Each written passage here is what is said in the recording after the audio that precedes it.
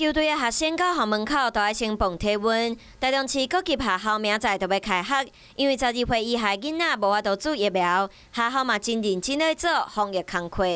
口罩基本上呢是希望小朋友每天呢能够在书包里面准备2个，可是呢我们各班呢我们还是有准备1盒让老师备用。健康中心还有我们学务处都有准备酒精。校方表示，寒假期间师生会去到别个县市，为了防止病毒，开学之前老师已经咧送防疫物资，嘛已经对教室内底设备还有用餐的地方做消毒。为了让孩子们跟家长们能够安心上课，我们已经准备好所有的防疫物资，包括漂白水、酒精、口罩备用的，也希望孩子们到